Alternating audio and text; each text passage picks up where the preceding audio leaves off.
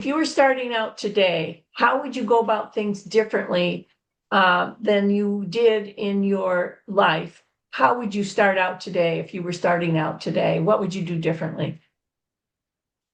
Frankly, I would, if I had the right mentor around me, somebody who could give me the right advice, because actually, my life has been a whirlwind, should I say, without any proper advice coming all the time. And I think that if young people today, a lot of young people from all over the world reach out to me for youth advice, as they call it, as to how to, face life. Even girls reach out to me about problems in their lives, or students who've been with me and who get married and have problems. And I always tell them to calm down, keep the anger away. Um, I've been in the military, I've been in the corporate world, and then finally as an educationist. So, probably coming back to your question, I would say that maybe I should have been just an educationist. I shouldn't have, I should have had some, because I love teaching. It comes to me very naturally. And the first time that I was asked whether I could teach at the university was one of the heads of a university, and he said, "Would you like to come and teach our business administration executives from organizations at our university on weekends?" And I turned around. I said, I'm sorry, I'm not a teacher." So he says, "Well, don't you talk to your board of directors in London, and don't you convince them as a CEO as to what exactly you're about, what your sales is about, and how do you actually convince them about how well you're going to do in the next year?" I said, "Yes, I do that." So he says, "Well, you're a born teacher." So I didn't That was realize that. very convincing. That was a good way to convince you. And it's the Yeah, truth. yeah, I went in for the first weekend, and when I went in to teach, I was, I was a bit puzzled about talking to youngsters for the first time, because I was used to executives in the corporate world, and I found that I had these young faces who looked at me very quizzically, as if I was something out from the moon or something of that sort. And who the hell does he think himself to be? That kind of an attitude. And I had to lower myself to their level. And Yeah. that's Yeah. how I found that when I actually came down to their level mentally, I then managed to cross that gap in between and somehow get them to understand exactly what I was about. And after 15, 20 minutes, I saw, because I was talking about the real life, and that going to office every day can be quite boring, and monotonous. So that's the real life. You've got to get used to it. You've got to change things around to make it more exciting. Like you might carry a flower pot, put it on your desk, a snake plant or whatever. And that is what really excited them initially. And I saw their, their eyes opening wide. And that is what got me going, really speaking, Oh, that's very Marsh. fun. That's very fun. And really what you're expressing isn't so much a not you're sharing it like you had to come down, but you didn't really come down. You just went in. You went into their life experience in a way that they could relate to it, in a way that was empathetic or understanding and compassionate of them and caring of them, which is what you described your friends would say about you, very I look at old people these days who have retired, and I see their faces down like that. Yeah. I see that. I see it also. I can never be one of those types to be sad, or if one has to go, one has to go. Yeah. Well, best. But I would like to enjoy life to the last, should I say, and be happy about everything and go down with a smile, even, as I would say. So my advice to everybody is just to be happy with whatever you have. You don't have to be rich. You don't have to go after money, No. because money has no value in my mind at all. Mhm, mhm. Wealth is, should I say, nothing comparable to your health. The first thing that occurs to me today when I look back at my life is I wish I had never gone that far, that fast in life the way I did, in the sense that I should probably have slowed down, should I say, and taken things much easier because there was one stage where I had a heart attack, and I had to go into the hospital. And being a typical former military officer, um, I walked into the ICU, and I told the doctor, I said, I'm having a heart attack. And he said, what the hell are you doing walking in? You should be, you should Yeah, have. operate on me now, please. I want the sculptures going over here and Yeah. just talking So, them right to the end. so that is the first warning sign.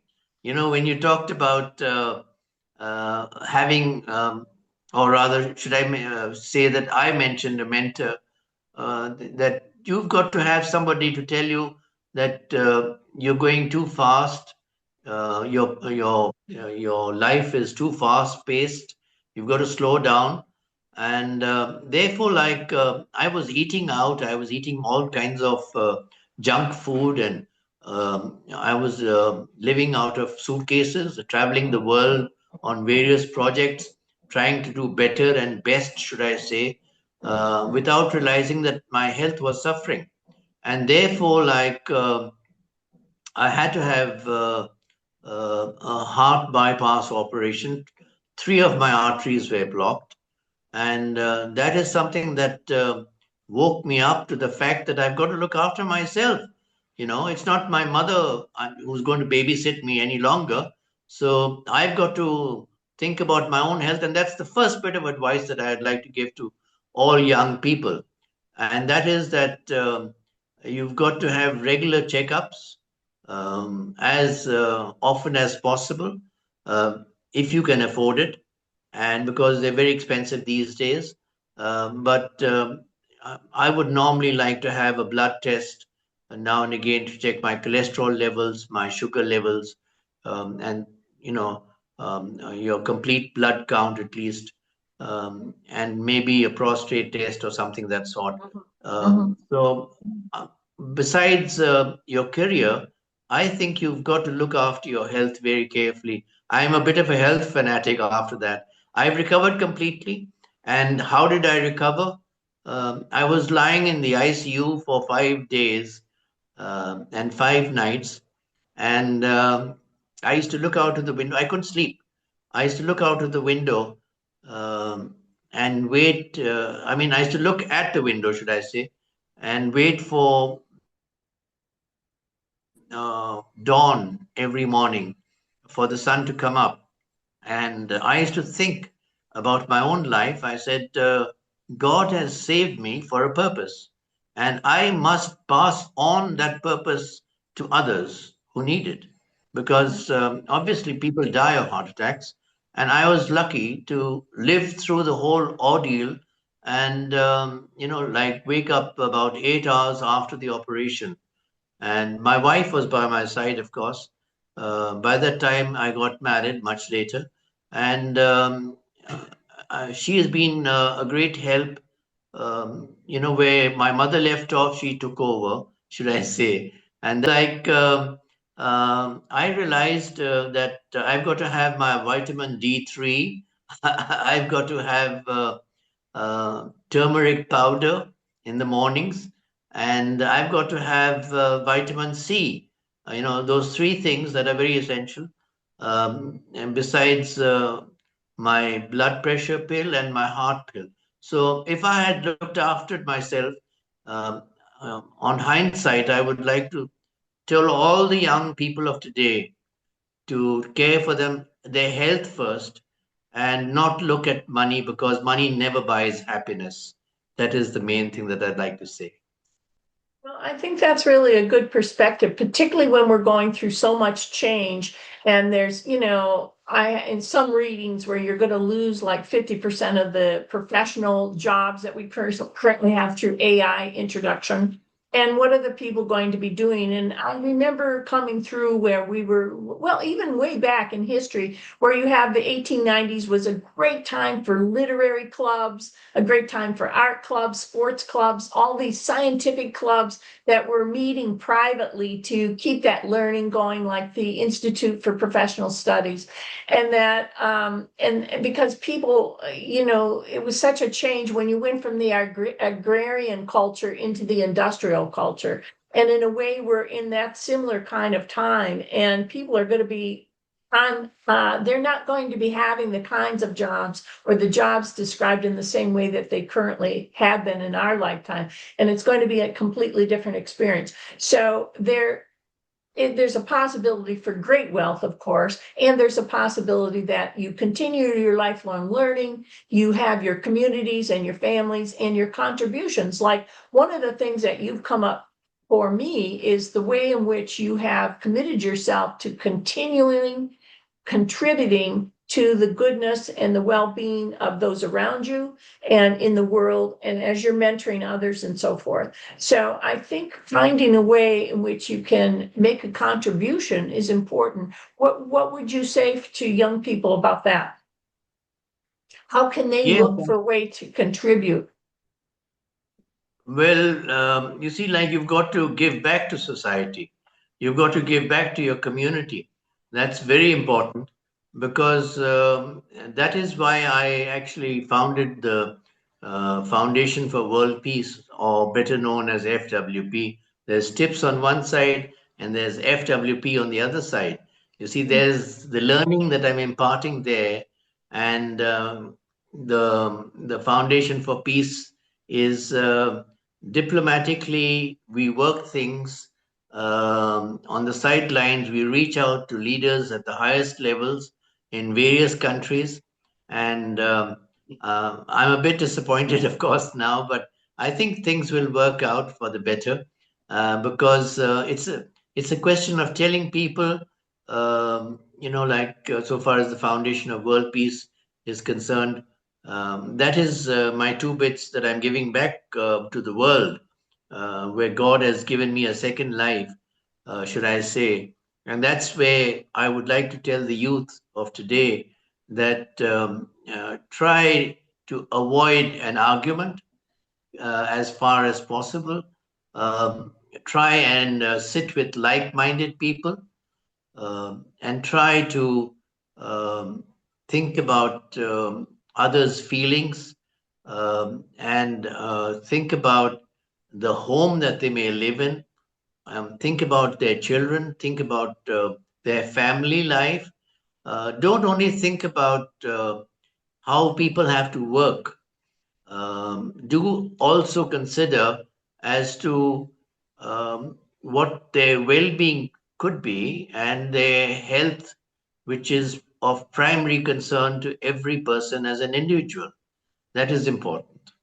Yeah, well, that's a very good thing, because it's taking it off of look at me into who else is in the sphere of my world and also the other's world, and how much that creates a lot of rich environment right there. If how are you expressing in action your beliefs, basically?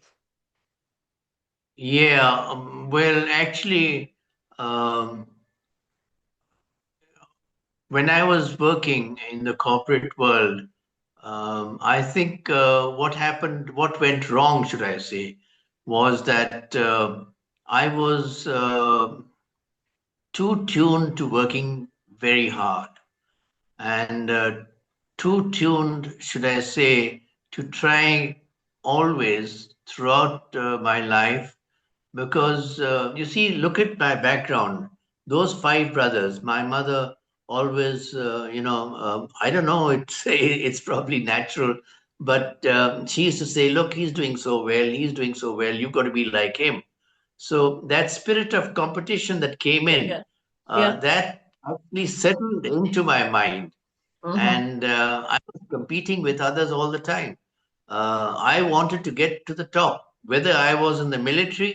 I was the youngest major of the army, the Pakistan Army, which I had joined, and at the age of 24, I was a Oh major, my Lord. and whereas there will be other people who were 45, 50 years old, Hmm. and like we have the non-commissioned officers in the army, and they were much older than me. They were real white-haired, gray-haired people, and here was I being saluted, and Oh it yeah. sounded so silly to me.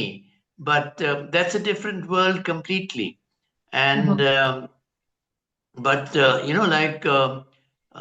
I must relate a very funny incident. When you talk my life, um, it's the love of what you do, basically. And the funny thing is that when you're a captain, uh, you do not, whenever you pass the army quarter guard, they give you a normal rifles up salute. Right. Right. Now, as soon as I became a major, as a young man, um, I was given the regular field officer's salute, where they have to take the rifle up and put it up and give it to you the proper way at the quarter guard. Now, I was so proud to become a major that Absolutely. Rightly so. I had a motorcycle and I passed the quarter guard, and I was now a major, and they gave me that regular salute, and I went back. Then I turned around and came back, and again I got that wonderful salute. And then I went round and came back again. And well, they couldn't smile. They had to give me that regular arms up salute, with the Right. rifle and all that. But later on, we have Subedar majors in the Pakistan Army, and he came to my office the next morning, and he turned around to me and he said, "Sir, did you enjoy your trips past the quarter guard yesterday?" So I said, "How did you come to know about that?" So he said, "Well, sir, they had a tough time saluting you every time you passed up and down, every time." So you, I loved my uniform, should I Yeah. say. Yeah. Now, when I entered the corporate world, I love doing new things, turning things Mhm. around, changing things around. Yeah. I A hated clear goal and an boredom. achievement, like an achievement of a clear goal. You could go after that and achieve it and bring people together to make Exactly. sure it got done. Yeah. Like I've got a wall full of awards and certificates and all that. And I'm even chairman of two think tanks here Wow. in Pakistan. And I think that's mentioned on my profile also. And our job in these think tanks is I didn't know first. I was appointed, I got some army officers coming down from Islamabad, and some bureaucrats and some government officials coming to Lahore and in Punjab province where I am, and Lahore is a very big city. A lot of underpasses, overpasses, and a lot of traffic and things to get across. So they came across to me and they wanted to meet me, and I said yes, but where? They said we'll do all the arrangements, and they arranged it in a hall. And then they spoke to me right through, and they said that we would like to set up a Patriots think tank since you've been in the military. And I said, all right. And they said that we want to appoint you as chairman. So I said, an appointment is not right. I think one should be voted in. And that is where I got that thought process going there. And they said, all right, we'll go back and we'll have a countrywide. We've got about 7,000 members, and we'd like to put it to the vote, as you say. And the vote came back, and I've been chairman for about almost, I think, about 8 years now. And That's a then, great honor. Yeah, that's a great and honor. my job is to pass papers across that written papers, research-based papers Mm, as a PhD doctor to people in the government as to how to change um, their ways around, how to use artificial intelligence also. And of mhm, course, I don't get paid for that. It's all voluntary work. But mhm. that is the love and the passion, should I Yes, it say, is. Yes. I would like to leave my legacy behind as a person who has left an impression on everybody's mind. An impression with, like something that I've left for everybody to think about me and how much of learning I've given them in whatever manner possible. Whatever advice they've asked me for, I have been very forthcoming. And sometimes I actually write at length. And writing comes easy to me because if I'm returning an email or returning a DM on LinkedIn or Facebook or whatever, I'm just voice typing. I'm like I'm Mhm. talking to you right now, and the words are expressed perfectly. And I would just correct it as my secretary would do it normally herself before. I don't need a secretary now because of thanks to artificial intelligence, where everything is done automatically for me. Yeah, yeah, So that's that lovely. is the learning that I would like to tell you because another we probably won't be alive after another 50 years, but No, I I don't do say believe. that. I don't buy that for 1 second. We're just getting started. Change your mind about that. We could be robotic, mostly robotic, but we could be around as long as we want. That's a good one. So basically, I would like people to keep in touch with technology all the time and keep learning because in today's world, I believe that where five people used to do a piece of work before, now there's one person only. So it's 1:5. That is the ratio already at this time. Mhm, mhm. If you have a production line, you will find robots that are even monitored not by people, but actually by, like I've been into automobile factories, I've been into the pharmaceutical world, I've been into electrical engineering, and I find, especially in Japan, for example, that robots are actually working on vehicles. And before people used to control those robots, and today we've got artificial intelligence that is controlling them automatically. They're doing their job perfectly by themselves. So Right, that is right. the world that is in front of us. And that is something that people have to look out for because their jobs are going to be taken. If they don't keep abreast with technology, their jobs will be taken up by somebody else who's very well versed with that kind of technology. Yeah, that's a very good point. I do feel that there is going to be an increasing value in being human, though. Human, in being human, Human. It's going to be a higher value because I've noticed on LinkedIn and some of these other experiences online where they've moved over to more of an AI expression of themselves. And there is a certain soullessness in that. I mean, it kind of loses, the flubs and the bubs and the ahs and the oohs that makes us kind of a human expression of that love in action or those beliefs in action, that even though you can say the words, it doesn't have the same impact. So I do believe there's going to be a role for being human in the culture, but it is going to require what you have shared, staying abreast of the learning and finding out how you can make a contribution, because that really kind of calls us to do our own love in action. Like, what are we loving to show up in the morning to contribute? And just follow that as a way of finding your way through to the next stage. What do you think? Yes, absolutely. You see, that human touch, the power of touch, or the power of thinking about the other person, like I mentioned before, has to be there always. Robots, for example, are not humans. They just do things automatically without any thought process. If something goes wrong, like, you have these driverless cars coming in now. Okay. And thinking about what you just said, when you're driving a car, for example, you've got to be very careful that you don't bump your car into anybody else.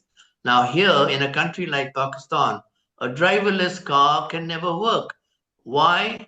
Because you have motorcyclists coming in front, you've got a rickshaw coming, or a donkey cart coming, or God knows what else. Yeah. So that thought process that you have there in the West, where I've already been, it isn't in a country like Pakistan, or say anywhere in Asia, probably, Mhm. in the Far East, probably right down to Indonesia, or even Philippines, where Mhm. they've got so many motorcycles. So we've got to think of the human power of touch. Um, um, Artificial intelligence can never replace the human brain as such. God's creation, which Mhm. is um, untouchable, should I say, the brain itself, the Mhm. human brain. And that is what I would like to leave everybody with, those kind of thoughts, that your feelings, your thoughts, your love, your affection for others, the way you express yourself uh, in a particular manner, that can never be taken over by a machine. Mhm. That is something that is immeasurable, should I say, so far as uh, humanity is concerned. Yeah. Deeply unique, as you are yourself, sir. What I would like to tell the youth of today is that they've got to get their act together very quickly, because quite a few of them come to me for advice, and some of them take the wrong steps, and they've mucked up their lives. They're changing jobs too quickly, and one after the other. Somebody who I taught 10 years back has changed 15 jobs. And I Mhm. say, well, then that doesn't look nice at all to anybody else who might want to hire you. So you've got to have that power to stay. Of course, you Yeah. don't have to stay in a job, in the same job all your life, but you must have an organization always wants to ensure that you have the staying power, that you can actually, look after their interests also at the same time. So you've got to make up your mind, find the right mentor, and actually keep your career going on the right path, should I say. That's great. So I think that this is a call for your mentoring. I might be calling you myself. I appreciate Anytime. I appreciate this conversation. It's been really great. And any last words before we quit now? Just that's it. We're going to say goodbye until the next Yeah, time. I would like to say that every day when you wake up, it's a beautiful day. enjoy it while it lasts, from dawn early in the morning right until sunset. That is what your life is really about. And when the sun sets, finally, be prepared for it. So if you've done your job correctly in the right manner, you have nothing to worry about. That's a nice closure. Thank you very much. And Thank you.